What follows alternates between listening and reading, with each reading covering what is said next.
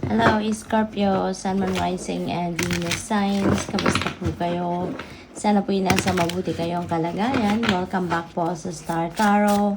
At kung bago kayo rito, welcome din po kayo. Please subscribe, like, share my videos, and leave me a comment po kung nakaresonate kayo. Salamat!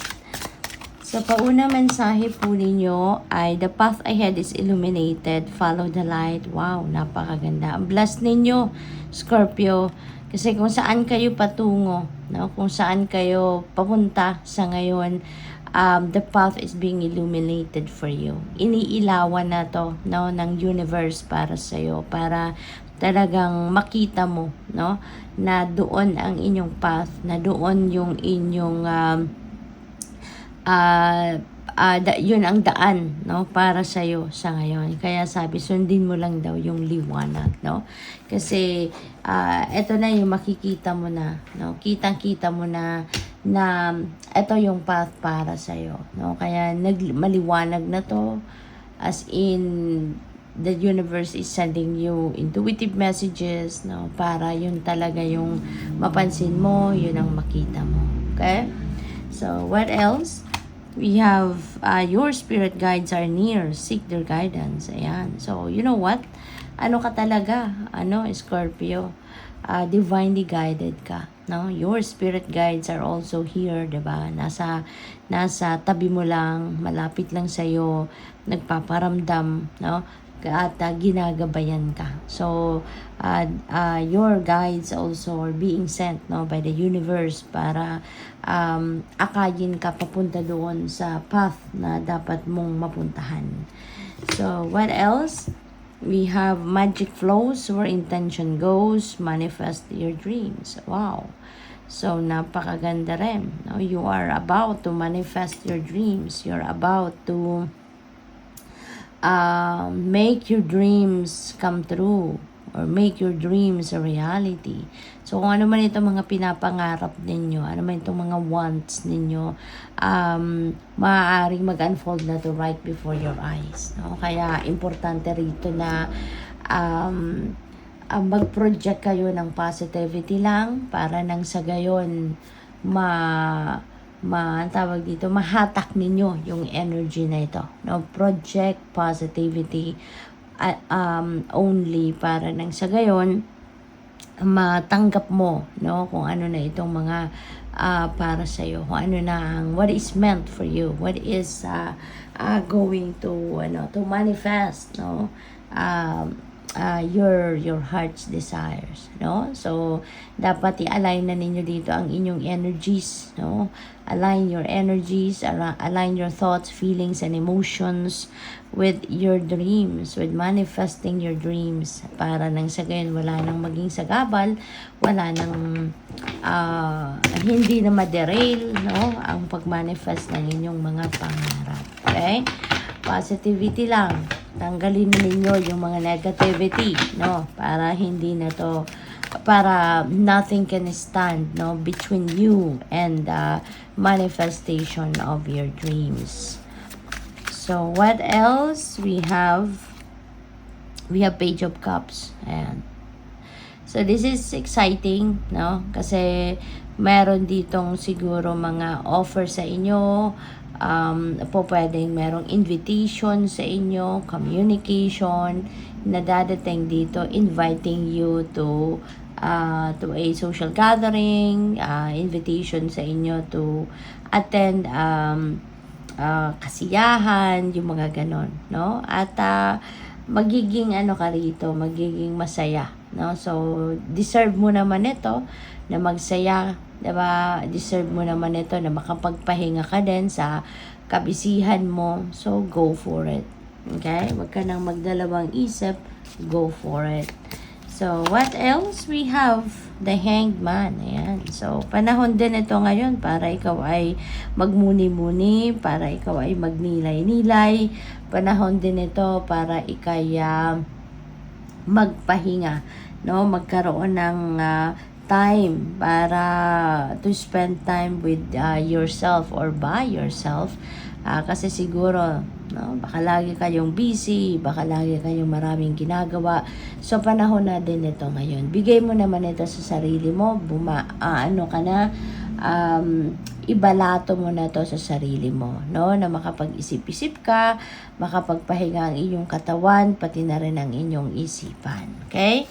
So, what else? We have the Queen of Wands. Ayan. So, si Queen of Wands naman, this is an energy of,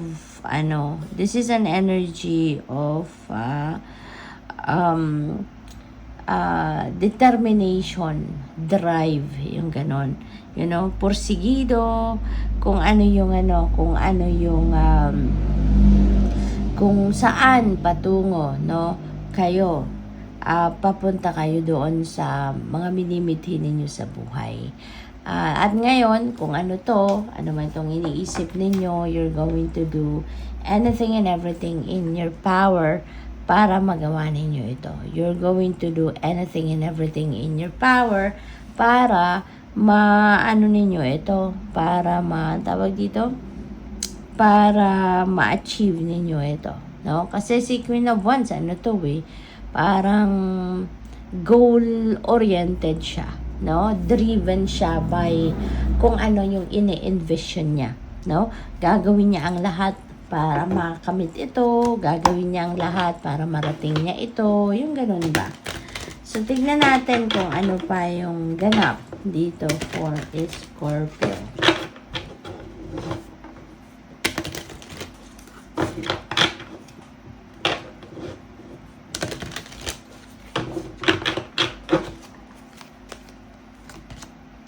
We have fluorite, find peace within. Ayan, kaya kailangan ninyo rito na magpahinga, kailangan ninyo rito na mag-step back muna kayo sa kung anong pinagkakaabalahan ninyo, because you are finding your peace within, no? Because kailangan ninyo na, siguro ang iba sa inyo, you are seeking for peace, you are seeking for tranquility, kaya yun ang gagawin ninyo, no?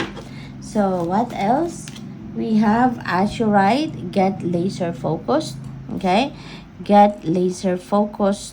Ang iba sa inyo rito, Scorpio, kailangan talaga na ilagay ninyo yung energy ninyo into whatever it is, no, that you are envisioning for yourself na gusto ninyo makamit.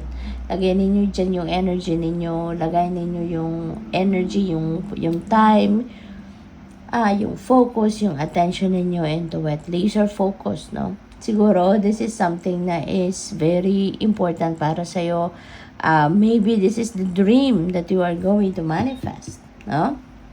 Scorpio, kaya put everything into it, no? Para nang sa gayon, kumbaga full force ka, makikita ng universe na talagang desidido ka, makikita ng universe na talagang gustong-gusto mo to, you know?